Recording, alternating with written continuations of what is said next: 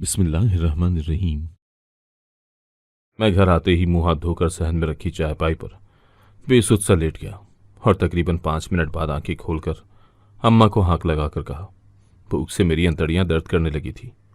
ऐसा लग रहा था जैसे पेट में हड्डियां आपस में टकरा रही हों। मैं सुबह का भूखा था।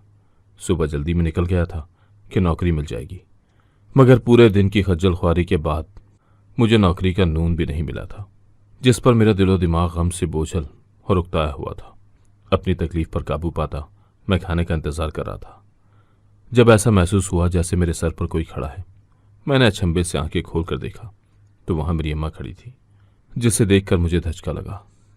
ये धचका अम्मा को नहीं, अम्मा की आंखों से बहते हुए आंसुओं को देखकर लगा था। मैं तेजी से उठकर बैठा, मगर अचानक उठने पर पीठ में शदीद दर्द हुआ, जिसकी वजह से मैं ऊंची आवाज में कर्रा उठा।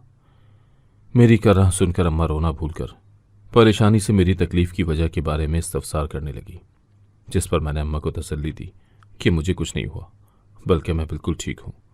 मेरी बात सुनकर अम्मा को तसल्ली तो ना हुई, लेकिन वो चुप जरूर हो गई। अब बताओ क्यों रो रही थी? मैंने फिर से सवाल किया, जिस पर अम्मा पहले तो चुप रही, मगर फिर रोते हुए बताने लगी कि ना ही घर पर खाने को कुछ है, ना ही पकाने को, जिसकी वजह से सभी सुबह से भूखे हैं। अम्मा की बात सुनकर मेरा दिमाग भग से उड़ गया। मैं तो सुबह जल्दी जाने के चक्कर में भूखा ही निकल गया था, मगर मैं नहीं जानता था कि मेरे साथ साथ बाकी सब भी भूखे हैं। भूख से मेरे पेट में शदीद दर्द हो रहा था, तो न जाने बाकी सबका क्या हाल हो रहा था। तो मुझे बताया क्यों नहीं तुमने? मैंने अम्मा से पूछा। लहजे में बेचैनी सी थी। क्या बताती? तुम्हें बता भी देती तो तुम कहां से पैसे लाते? नौकरी तो है नहीं, ना ही मिल रही है, अम्मा ने कहा तो मैं चुप का चुप रह गया। अम्मा कुछ गलत भी नहीं कह रही थी। मैं चुप करके वापस लेट गया तो अम्मा भी अंदर चली गई, लेकिन मैं बहुत परेशान था। इस घर का इकलौता मर्द और अपनी माँ का इकलौता बेटा था, मगर माँ का सहारा नहीं बन पा रहा था। पिछले कई महीनों से मैं नौकरी की तलाश में सरगर्दा हो रहा था, लेकिन कहीं भी कोई नौकरी नहीं मिल पाई थी। जबकि नौकरी ना मिलने पर बीच में मजदूरी भी की थी, लेकिन मजदूरी से इतने पैसे नहीं कमा पाता था कि अपनी 3 बहनों और एक माँ के साथ साथ अपनी भी ज़रूरियात पूरी कर सकूं। यही सब सोचता सोचता मैं पानी पीकर वहीं सो गया। अगले दिन भी सुबह का नाश्ता ना किया, ना ही देर की, बल्कि उठकर नौकरी ढूंढने के लिए रवाना हो गया। मगर पूरा दिन ज़ाया करने के बाद भी मुझे कहीं कोई काम ना मिला। भूख से मेरा बुरा हाल था। कमजोरी इतनी थी कि लगता था कि अभी गिर जाऊंगा, मगर खुद पर काबू पाकर ढीठों की तरह नौकरी ढूंढता रहा। 3 दिन गुजर गए। घर में मुसलसल फाके हो रहे थे, जबकि मेरे पास नौकरी भी नहीं थी। खुद तो शायद मैं भूखा ही मर जाता, लेकिन अपनी माँ बहनों को भूख से मरता हुआ नहीं देख सकता था। तभी एकदम फैसला कर लिया कि हलाल तरीके से नहीं तो हराम तरीके से ही सही, मगर मुझे अपनी माँ बहनों को भूख से मरते नहीं देखना था। उस दिन मैं भूख से निढाल था। घर से बाहर निकल आया। हर मुमकिन कोशिश कर चुका था नौकरी ढूंढने की, मगर हमारे मुल्क में नौकरियां भी उन्हीं को मिलती हैं जिनके पीछे तगड़ी सिफारिश होती है, जबकि मेरे पीछे कोई सिफारिश थी ही नहीं। आज सुबह ही मैंने अपनी माँ बहनों को खुद से छुप छुप कर रोते देखा था। शायद नहीं बल्कि यकीनन सिर्फ भूख की वजह से वो मुझसे छुप कर रोती थी, इसलिए कि मैं परेशान ना हो जाऊं, मेरे दिल पर बोझ ना पड़े कि मैं उनके लिए इतने पैसे भी नहीं कमा पा रहा कि उनसे मैं उनके लिए 2 वक्त का खाना बनाने के लिए सब्जी खरीद सकूं। दिल ही दिल में फैसला करता मैं घर से निकल आया था। डर तो था, मगर ये डर अपनी माँ बहनों के आंसुओं को याद करके ख़त्म हो गया। मैं करीबी मार्केट की बड़ी सी दुकान में आ गया, जहाँ काफ़ी रश था। इस रश में यकीनन किसी को पता न चल पाता कि मैं चोरी कर रहा हूँ। तभी मैंने उस दुकान का इंतखाब किया था। मैंने एक नज़र सबको देखा जो मुख्तलिफ रैकों के पास जाकर अपनी ज़रूरत की चीज़ें खरीद रहे थे। मैंने जल्दी से सारा ज़रूरत का सामान उठाकर अपनी जैकेट के अंदर डालना शुरू कर दिया, जो इतनी बड़ी थी कि अंदर काफ़ी सारा सामान समा सकता था। मैं तेज़ी से सबसे नज़रें चुराकर अपनी जैकेट भरता रहा और फिर मौका देखकर दुकान से बाहर निकलने लगा, जब अचानक एक आदमी जोर से चीखा, चोर! ये चीखनुमा आवाज़ सुनकर मेरे ऊपर का सांस ऊपर और नीचे का सांस नीचे रह गया। मैंने धीरे से गर्दन मोड़कर पीछे देखा तो ये देखकर मेरी आंखें फैल गईं कि सभी मेरी तरफ आ रहे थे और सभी बहुत शदीद गुस्से में लग रहे थे। मैं भागने लगा जब सामने से एक आदमी ने मुझे धक्का दिया, जिसकी वजह से मैं नीचे गिर गया और मेरी जैकेट से सारा सामान निकलकर नीचे गिर गया। मारो इसे, ये चोर है, सबकी मौजूदगी में चोरी करता है। इतना कहकर एक आदमी मुझ पर फिर पड़ा और फिर मुझे मारने लगा। उसके देखा देखी बाकी सब लोग भी मुझे मारने में अपना हिस्सा डालने लगे। नहीं, रुक जाओ प्लीज, मत मारो मुझे, मैं जोर से चिल्लाया, मगर किसी ने मेरी एक न सुनी। मेरी चीख उनके शोर और तानों की आवाज तले दब कर रह गई थी। वो मुझे मजीद जोर जोर से मारने लगे। मुझे मत मारो, मैं मजबूर था, मैं भूखा था, मेरी माँ और बहनें भी भूखी हैं, मुझे जाने दो। एक बार फिर हिम्मत करके मैं बेबसी से चीखा और उन्हें अपनी मजबूरी के बारे में बताने लगा, मगर किसी एक भी इंसान को मुझ पर रहम न आया, बल्कि उनके मारने में तेजी आती गई। दर्द से मेरी चीखें पूरी दुकान में गूंज रही थी। कोई मुझे थप्पड़ मार रहा था तो कोई ठोकरें रसीद कर रहा था। ऐसा लग रहा था कि अगर जरा देर वो और मुझे मारते तो मेरा दम निकल जाता, मगर वो लोग मुझे अब भी छोड़ने को तैयार न थे, जैसे सारी कसर आज ही निकाल लेना चाहते हों। मैं रोता हुआ मुसलसल करहा रहा था जब अचानक एक आवाज आई कि इसे छोड़ दो, ये मेरी दुकान है, जहां से चोरी कर रहा था तो इसको सजा देने का हक भी मुझे ही है। मैंने वह आवाज सुनकर आंखें खोलकर सामने देखा तो दुकान का मालिक मुझे ही देख रहा था। उसके कहने पर सब लोगों ने मुझे छोड़ दिया और फिर मुझे लान तान करते हुए अपनी खरीदी गई चीज़ों की रकम की अदायगी करते बाहर की जाने पड़ गए। मैं हाँफता हुआ उठ खड़ा हुआ, लेकिन दर्द और भूख के मारे मेरा बुरा हाल था कि पिछले 3 दिन से मैंने ज़रा सा भी खाना नहीं खाया था। वो मुझे लेकर एक तरफ बढ़ गया। बैठो, उसने एक टेबल के पीछे रखी कुर्सी पर मुझे बैठने का इशारा किया तो मैं चुपचाप वहां बैठ गया और वो खुद टेबल के दूसरी तरफ रखी कुर्सी पर विराजमान हुआ। तुमने मेरी दुकान से सामान चोरी करने की कोशिश की है और जानते हो ना कि चोरी कितना बड़ा जुर्म है, दुकान के मालिक ने कहा। तो मैं शर्मिंदा सा सर झुका गया और धीमे लहजे में कहा, मैं मजबूर था, वरना मैं ऐसा कभी न करता। मेरी बात सुनकर उसने नफ़ी में सर हिलाया और बोला, ये मेरा मसला नहीं है, तुमने मेरी दुकान से चोरी करने की कोशिश की है तो तुम्हें इसकी सज़ा ज़रूर मिलेगी, ताकि तुम आइंदा ऐसा कुछ करने की सोचो भी नहीं। दुकान के मालिक की बात सुनकर मेरा सांस खुश्क पड़ गया और मैं खौफ से नफ़ी में सर हिलाने लगा। मुझे माफ़ कर दें प्लीज़, आइंदा ऐसा नहीं करूँगा। मैं इतना डर गया था कि मेरे बस रोने की कसर रह गई थी। ठीक है, मैं तुमसे एक रियायत बरत सकता हूँ, तुम मेरी बेटी से निकाह कर लो, नहीं तो मैं तुम पर चोरी का इल्ज़ाम लगाकर जेल भिजवा दूंगा। दुकान के मालिक का इतना कहना था कि मेरा दिमाग चकरा कर रह गया और फिर मेरे सामने मेरी पूरी जिंदगी घूम गई कि कहाँ मैं अपना और अपनी माँ बहनों को खिला तक नहीं पा रहा था और कहाँ एक और जिम्मेदारी मुझ पर आ रही थी। और ऐसी जिम्मेदारियां तो कई सालों से मेरे कंधों पर थी, जिनको निभाने में मैं नाकाम होता आ रहा था। मैंने सेकेंड ईयर के इम्तहान दे दिए थे जब मेरे अब्बा का इंतकाल हो गया। तब मैं महज 17 साल का था। मुझसे बड़ी 2 बहनें थीं, जबकि एक मुझसे छोटी थी। घर में अब हम 4 बहन भाई और एक माँ ही बाकी बचे थे। अब्बा एक फैक्ट्री में काम करते थे, जहाँ से मिलने वाली तनख्वाह से हमारा गुजारा होता, और जितनी तनख्वाह होती वो सब खर्च हो जाती कि बचत बिल्कुल भी ना हो पाती। जितना कमा लिया उतना खा लिया वाला हिसाब था। हमारे दादा लोग भी गरीबी थे, यही वजह थी कि अब्बा को दादा से कोई जायदाद नहीं मिली थी। अब्बा के मरने के बाद मैंने काम करना शुरू कर दिया उस फैक्ट्री में जहाँ अब्बा काम किया करते थे। साथ साथ मैंने प्राइवेट तालीम भी जारी रखी ताकि बाद में अच्छी नौकरी हासिल कर सकूं। जिंदगी यूं ही आगे बढ़ती रही। मैंने 5 साल उसी फैक्ट्री में काम किया। उस दौरान मेरी तालीम मुकम्मल हो गई, मगर 5 साल बाद अचानक वो फैक्ट्री दिवालिया हो गई, जिसकी वजह से वहां से सभी को निकलना पड़ा। मेरे पास अब नौकरी नहीं थी। मैं 22 साल का हो चुका था और उस फैक्ट्री के बाद मुझे कहीं और नौकरी जल्द से जल्द तलाश करनी थी। जो पैसे मेरे पास थे वो मैंने अम्मा को दे दिए ताकि घर का खर्चा चलाया जा सके, और खुद नौकरी की तलाश में सरगर्दा हो गया। मेरी बहनों ने बस मैट्रिक तक की तालीम हासिल की थी। बड़ी 2 बहनों के रिश्ते चचाजाद और तायाजाद की तरफ थे, लेकिन अभी हम शादी करने की इस्तिताअत नहीं रखते थे। चची और ताई बहुत धूमधाम से अपने बेटों की शादियां करना चाहती थी, मगर अभी हम इतना खर्चा बर्दाश्त करने के मुतहम्मिल नहीं हो सकते थे। तभी 2 साल का वक्त ले लिया था, जिसमें से 6 महीने गुजर गए थे, मगर मुझे ताहाल नौकरी नहीं मिली थी और अब तो घर में फाके होने लगे थे। हम अपने किसी रिश्तेदार के सामने हाथ भी नहीं फैला सकते थे कि यह हमारी खुददारी और इज्जत नफ्स का सवाल था। हमारे माशरे और मुल्क का अलमिया यह है कि यहाँ बस अमीरों का ही दौर दौरा है। जिसके पास जितना पैसा है वो उतना ही सबको अजीज है, और तकरीबन हर शूबे में ये अमीर ही सिफारिशों के जरिए बाजी ले जाते हैं, और इन अमीरों में हम जैसे गरीबों का कोई पुरसाने हाल नहीं होता। यही वजह थी कि बगैर सिफारिश के मुझे भी नौकरी नहीं मिल रही थी। मैं सिफारिश करवाता भी तो किससे? मेरी तो किसी अमीर आदमी से ना जान पहचान थी, ना ही दोस्ती। न जाने हमें और कितने दिन फाके करने पड़ते कि मैंने चोरी करने का मंसूबा बनाया, कि अब इसके अलावा मेरे पास और कोई रास्ता नहीं बचा था कि मैं चोरी करके अपनी माँ बहनों को खिलाता। और तभी मैंने चोरी करने की कोशिश की थी, मगर ये पहली बार कर रहा था। अनाड़ी बंदा था, माहिर नहीं। तभी पहली ही कोशिश में पकड़ा गया और जख्मी भी हुआ।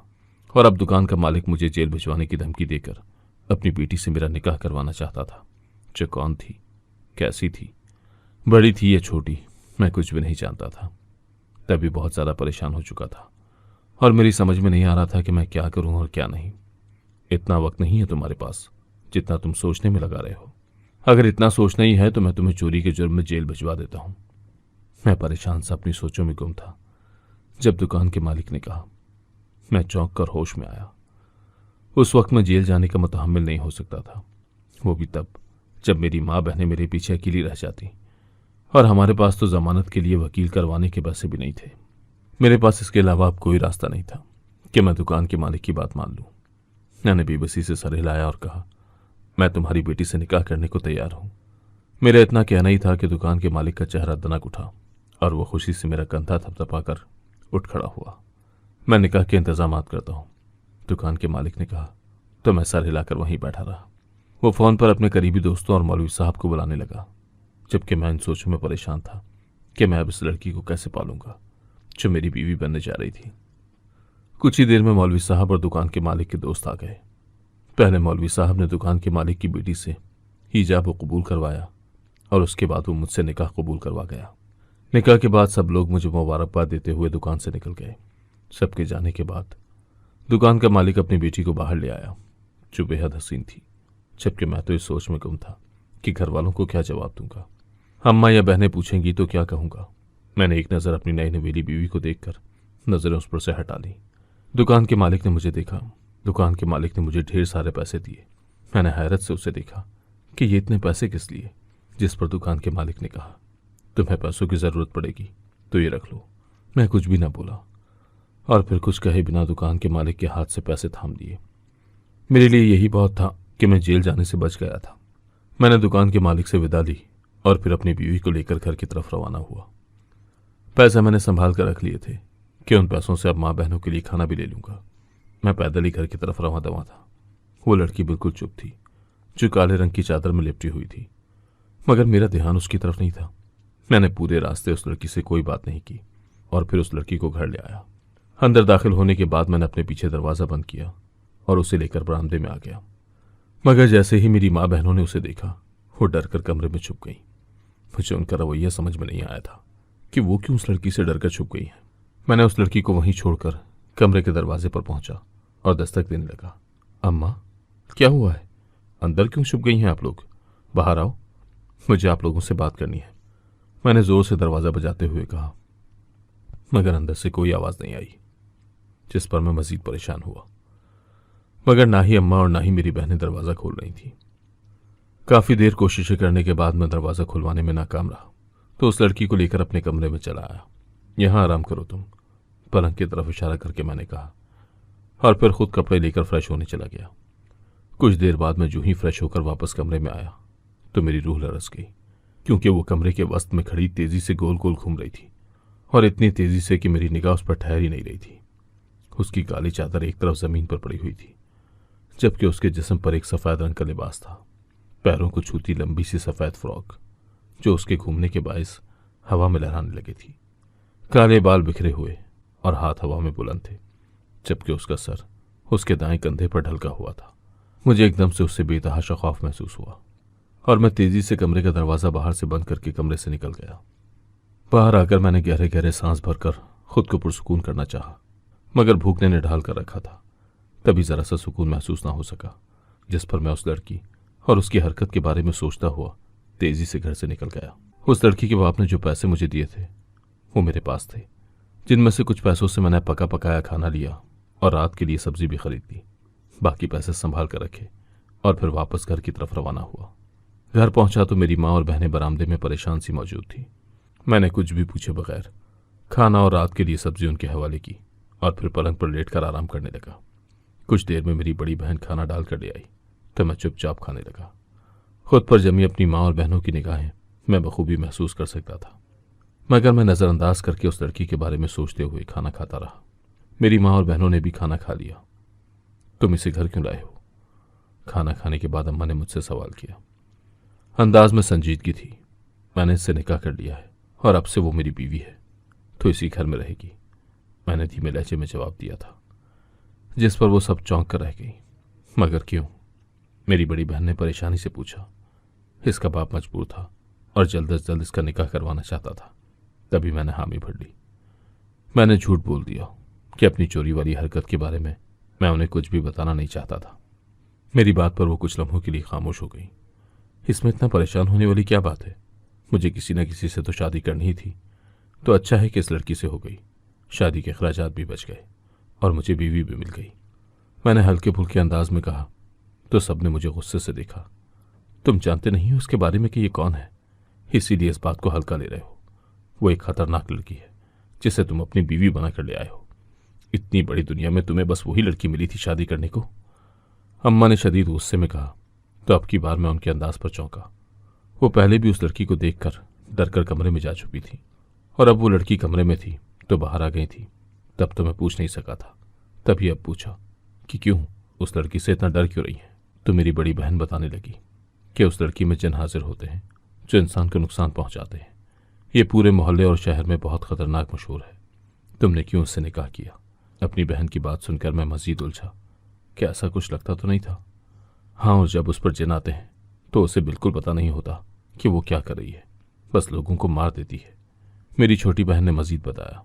मगर मैं चुपचाप खाना खाता रहा और फिर खाना खाने के बाद कहा तो फ़कत इतना कि अब वो इस घर की बहू है और तुम लोगों की भाभी है, तो उससे इज्जत से पेश आना।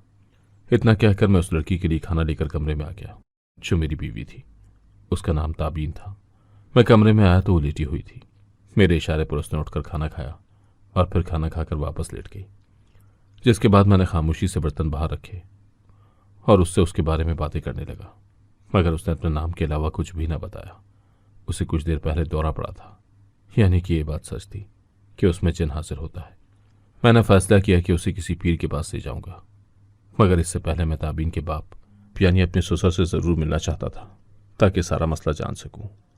वो एक प्यारी लड़की थी और मैं नहीं चाहता था कि वो गैर मखलूक के हाथों रूहानी या जिस्मानी नुकसान उठाए। उसे कमरे में छोड़कर मैं वापस दुकान पर पहुंचा, जहां रश अब ना होने के बराबर था। दुकान का मालिक यानी मेरे ससुर खुर्शीद साहब मुझे वापस वहां देखकर हैरान हुए और मेरे पास चले आए। मैंने बिना तमहीद बांधे उनसे ताबीन के मसले के बारे में पूछा कि कब से उस पर जिन काबिज है और अब तक उसका इलाज क्यों नहीं करवाया गया। मेरी सारी बात सुनकर वो कुछ देर तक मुझे देखते रहे, मगर फिर गहरा सांस भरकर वो मुझे लेकर एक कुर्सी पर आन बैठे और बोले, मुझे अच्छा लगा कि तुमने ताबीन के लिए फिक्रमंदी जाहिर की, लेकिन इसकी ज़रूरत नहीं थी और मुझे अफसोस है कि तुम्हें ताबीन की वजह से परेशानी उठानी पड़ी। खुर्शीद साहब की बात सुनकर मैंने नफ़ी में सर हिलाया और कहा, इसमें परेशानी कैसी? अब वो मेरी बीवी है और मेरी जिम्मेदारी है। मेरी बात सुनकर वो मुतमईन हो गए थे, मगर फिर पूछने लगे कि अब आगे का क्या इरादा है? चोरी करके पेट पालोगे अपनी बीवी का? खुर्शीद साहब का अंदाज सादा सा था, मगर मुझे तंज लगा, जिस पर मैं शर्मिंदा होकर रह गया। तुम ये दुकान संभाल लो, मेरा सब कुछ मेरी बेटी का ही है और जो मेरी बेटी का है वो उसके शौहर का भी है। खुर्शीद साहब की बात सुनकर मैं कुछ हैरान रह गया। मैं कैसे? मतलब मैं अभी हैरत के मारे कुछ बोल ही रहा था कि खुर्शीद साहब ने मेरी बात काटी। ताबीन मेरी इकलौती बेटी है, उसके अलावा मेरा इस दुनिया में कोई नहीं है, तो जो कुछ मेरा है वो मेरे बाद मेरी बेटी का ही है, तो इस बारे में तुम शर्मिंदगी का इजहार मत करो। खुर्शीद साहब ने कहा तो मैं चुपचाप सा सर हिला गया। लेकिन ताबीन बीमार है, उसका इलाज करवाना ज़रूरी है, वरना ऐसे तो वो पागल हो जाएगी। मैंने फिर से ताबीन के लिए फिक्रमंदी जाहिर की, क्योंकि खुर्शीद साहब इस मौजू से हट चुके थे। मेरी बात सुनकर वो खिलखिलाकर हंस उठे, जिस पर मैंने ताज्जुब से उन्हें देखा कि अपनी बेटी की बीमारी को सुनकर वो हंस रहे थे। मुझे गुस्सा आया कि वो कैसे बाप थे जिनको अपनी इकलौती बेटी की कोई परवाह नहीं थी। पागल या बीमार नहीं है वो, न ही उस पर जिनों का दौरा पड़ता है, बल्कि वो झूठ मूठ का ड्रामा करती है। खुर्शीद साहब ने कहा तो मैं हैरत ज़दा सा रह गया। ड्रामा क्यों? मैंने ताज्जुब से पूछा। पूरे शहर में कम से कम आधे लोगों को उसके पागलपन का इल्म है। सब लोग जानते हैं कि उसमें जिन हाजिर होते हैं और जब उस पर जिन हाजिर होते हैं तो वो लोगों को नुकसान पहुंचाती है। बहुत से लोग जानते हैं कि वो पागल है, लेकिन मुझे हैरत तुम पर है कि तुम कैसे अनजान रह गए। खुर्शीद साहब मेरी तरफ देखकर बोल रहे थे, ताबीन मेरी इकलौती बेटी है, सबको यही मालूम है, मगर सच तो यह है कि ताबीन मेरी बेटी है ही नहीं। वो मेरी सगी बेटी नहीं है, बल्कि लयपालक बेटी है, जिसे मैंने अपने हाथों से पाल पोस कर बड़ा किया। मेरी शादी को 15 साल गुजर गए, मगर मेरी औलाद ना हो सकी। और शादी के 15 साल बाद एक रात मैं और मेरी बीवी बाहर जा रहे थे, जब एक वीरान रास्ते पर हमें सफ़ेद कंबल में लिपटी एक बच्ची मिली, जिसको कोई भी जानवर कभी भी खा सकता था। उस लावारिस बच्ची को हम अपने साथ ले आए और उसका नाम ताबीन रखा। उसे मैंने अपना नाम दिया। वो हमारी आंखों का तारा बन गई और हमारी ज़िंदगी का मकसद भी। हमने उसे पाल पोस कर बड़ा किया और यूं हमारी ज़िंदगी खुशियों से भर गई। ताबीन 17 साल की थी जब उसकी माँ यानी मेरी बीवी मर गई और फिर मैं और ताबीन अकेले रह गए। पिछले 2 साल से मैं ताबीन की शादी की कोशिशें कर रहा हूँ, लेकिन ताबीन को न जाने कैसे पता लग गया कि वो मेरी सगी बेटी नहीं है, बल्कि वो हमें सुनसान सड़क से मिली थी। तब से वो मुझे अकेले छोड़कर नहीं जाना चाहती और हमेशा मेरे पास रहना चाहती है। इसीलिए जो भी रिश्ता आता उनके सामने खुद पर जिन जाहिर होने का ड्रामा करती, और यूं इन 2 सालों में वो खतरनाक लड़की के तौर पर मशहूर हो गई, जिससे कोई शादी नहीं करना चाहता था। ताबीन खुश थी, मगर मैं नहीं, कि एक बाप कभी अपनी बेटी को सारी उम्र के लिए कंवारा नहीं रखना चाहता। तभी तुम मेरी दुकान में आए और फिर मैंने मौका देखकर ताबीन का निकाह तुमसे कर दिया। ताबीन नहीं मान रही थी, जिस पर मैंने नाटक किया कि उसके इनकार से मुझे दिल का दौरा पड़ रहा है, और यूं ताबीन मान गई। मैं दिल का मरीज हूं और न जाने कब जिंदगी की शाम हो जाए, तभी उसको तुम्हें सौंप दिया। मुझे यकीन है कि अब तुम उसका ख्याल रखोगे। और हाँ, कल से दुकान पर आ जाया करना। मेरे घर और मेरी दुकान की मालकिन ताबीन है, तो अब से ये तुम ही संभालो। चाहो तो अपने घर रहो या फिर मेरे घर आ जाओ, तुम्हारी मर्जी है। इस बुढ़ापे में मुझसे अब ये दुकानदारी नहीं होती। खुर्शीद साहब कहकर चुप हुए, जबकि मैं हैरत के समंदर में गौतज़न था, मगर जल्दी उस हैरत से बाहर निकला और फिर घर आ गया। सारी हकीकत माँ और बहनों को बताई। वो भी हैरान हुई और ताबीन से उनका खौफ कुछ कम हो गया। मैं ताबीन के पास आया तो वो गुस्से में भरी बैठी थी, और जब मैंने उसे बताया कि उसके नाटक के बारे में उसके बाप ने मुझे सब कुछ बता दिया है, तो वो फूट फूट कर रो दी, जिस पर मैंने उसे तसल्ली दी और चुप करवाया कि अब से खुर्शीद साहब का ख्याल मैं रखूंगा। जिसके बाद उसने पागलपन का नाटक करना छोड़ दिया। अगले दिन मैंने दुकान का काम संभाल लिया, मगर पूरी ईमानदारी से। सारा हिसाब खुर्शीद साहब को देता।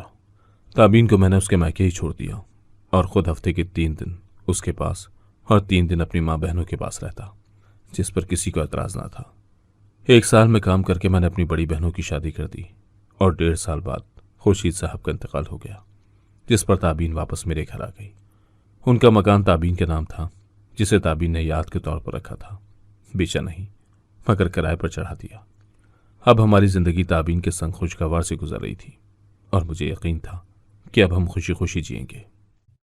अगर आपको आज की कहानी पसंद आई है तो वीडियो को जरूर लाइक कीजिएगा और अपने दोस्तों के साथ भी शेयर कीजिएगा। और हाँ, अगर आपने अभी तक हमारा चैनल सब्सक्राइब नहीं किया तो जरूर सब्सक्राइब करें। मिलते हैं कल एक नई और दिलचस्प कहानी के साथ। अल्लाह हाफिज।